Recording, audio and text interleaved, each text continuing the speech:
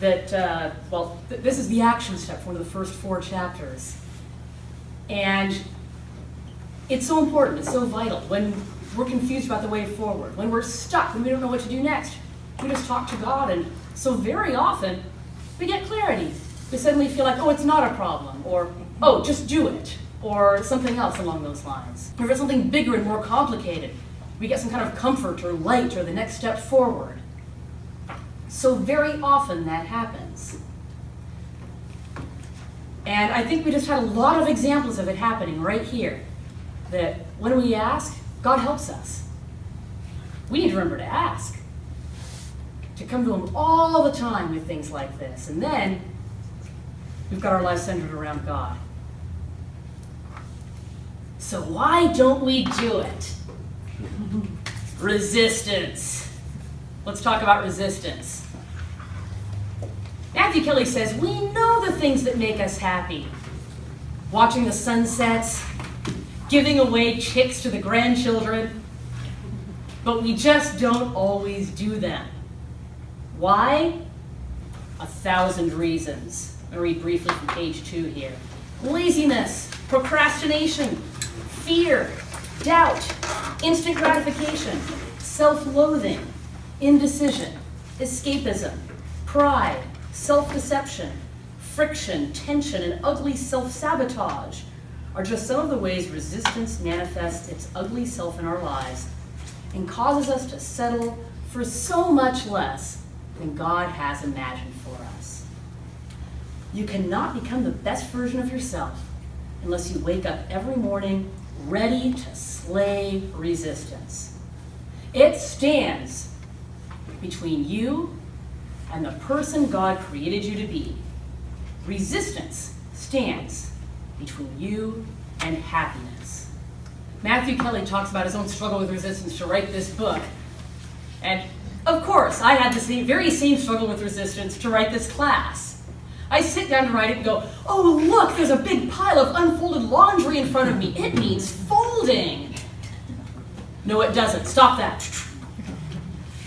Oh, it's so chilly today. I'd better go make myself another cup of tea and put on the warm fuzzy socks and the warm fuzzy slippers, and then I can write the class.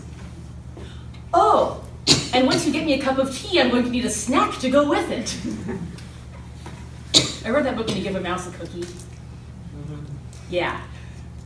You're doing good until you got to the snacks. I was doing good until I got to the snacks. Anyway, eventually I'll get around to opening up the computer. And then I've got to check my email, because that's the first thing that pops up. Oh, look, that one needs answering. And on it goes. We are all familiar with this. Resistance.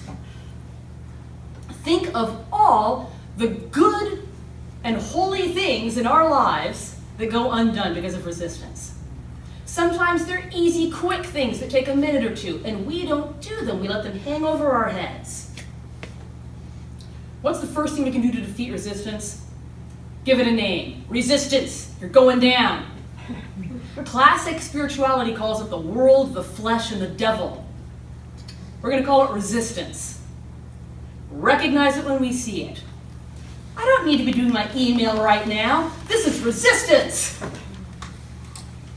We need to slay the dragon of resistance every day. The more we do it, the easier it gets. The more we form good habits, the easier it gets. But it is a daily battle. One final comment from Matthew Kelly. When we resist the things that we know will make us happy, we are resisting God. We're resisting the best version of ourselves. To be an effective, joyful Christian, we need to make the decision to slay resistance.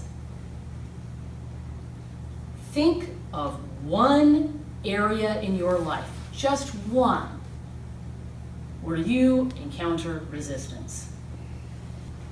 One thing I've noticed is that I need to pray over my to-do list. When I make up my to-do list, it's long and there's too many things to do.